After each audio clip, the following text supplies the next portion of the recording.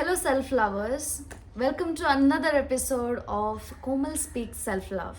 Today, we are going to talk about laughter.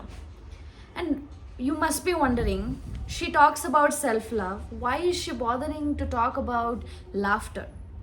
I mean, there is a connection here and there, but I tell you, there is a serious connection between coping with sadness and laughter. And my connection with laughter has been immensely eye opening, and I want to share that with you so that you can also dive into a path that makes you go from sadness to laughter.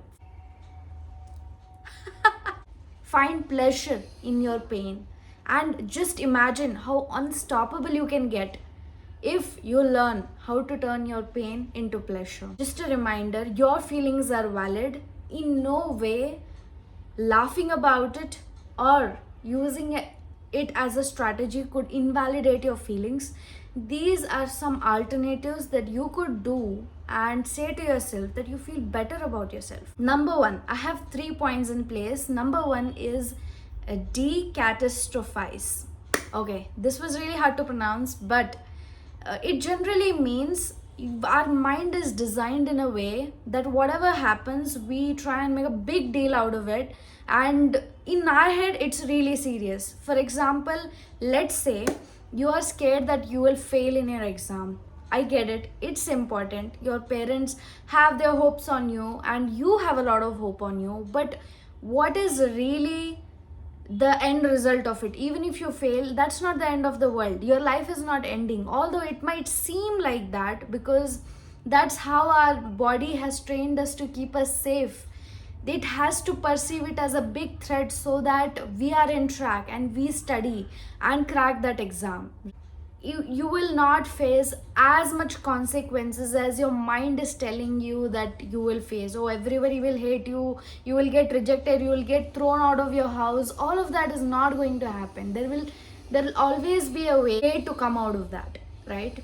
Let me give you an example. I had a friend who I would cry to. I was generally a sad person. I would go to him and I'd be like, oh, this happened and I'm really sad, this and that. And he would invalidate me in this way, like, are you crazy? Are you worried about this problem? It's so insane. This is not even to even worry about. Oh my god, like, what a drama queen. He would say such thing. If someone said it seriously, I'd fully be offended because I like my feelings to be taken really seriously. But when he said these words, it simply lightened me up. Like, some place I felt like, am I over dramatizing these things? There are not many consequences to this problem that I have.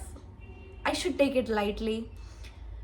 So hence, someone invalidating could be not so bad. Sometimes it could help you lighten up, so you could do that to yourself. Saying is that this is not something to worry about, you have handled many more fucked up shit than this, so this is the way to go about it, right? Okay, the step 2 or the next method is dramatic comedy. So in the book Existential King, the author talks about how you could not take yourself seriously, right? I think people like us who are so much into personal development, so much into sadness, how do we get out of it? We are all logical, we want to make sense out of life. There is one truth to life: you can be the drama queen of your life. Let's say you are afraid of public speaking and you're so scared that, oh, people are going to judge me. Now you dramatize it. In a way, you could say to yourself, oh no, they're going to judge me. I don't know, it might get really sad. You are becoming a main character in this. Oh, that's so sad. Oh no, that should not happen to me. When you put your real feelings into dramatic ways like this, you can't help but laugh. And you could imagine like two elephants in the background blowing their trumpets and going, loser, loser.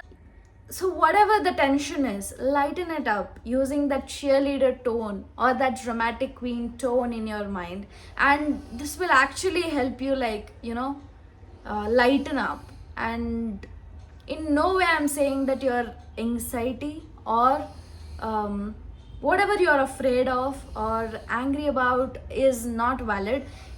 I'm just telling you to lighten up about things, because nothing in this universe has really strong consequences. Even if you lose your job, there's always another job waiting for you. There's no end of any problem. Every problem is solvable, like for real. When you realize this, you understand the importance of comedy. Sometimes you need to take things lightly, laugh about it, and move on. And comedy helps you do that so beautifully. The third one is share it with a friend. It might seem very obvious, but when you share it with a friend, have you noticed when you're on a call and you're sharing and you're like really serious, and that this person listens to you, validates you, and you're calmed down, and then the next moment you're laughing like it didn't happen at all. Like, all emotional disturbances are meant to be slowed down. The whole point of sharing with someone is that when you share it with someone, you feel like it's not that big of a deal. Even they have such a problem. When you're sharing it with someone, they might also tell you that, okay, I had a friend who had this problem. So then you feel like, oh, my problem wasn't that big. There are basic solutions. Sometimes the solution is right in front of you and you cannot see it.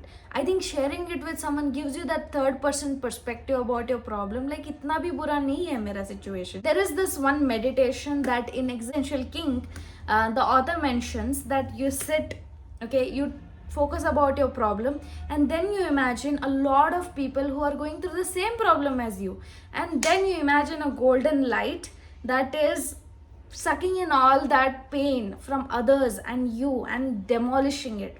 That makes you feel like you're not alone in your pain, and you have the power to destroy all the pain that even others are going through. So that makes you so powerful, right? And makes your problem so common and so handleable and problem solvable. It helps you stop ruminating on a problem.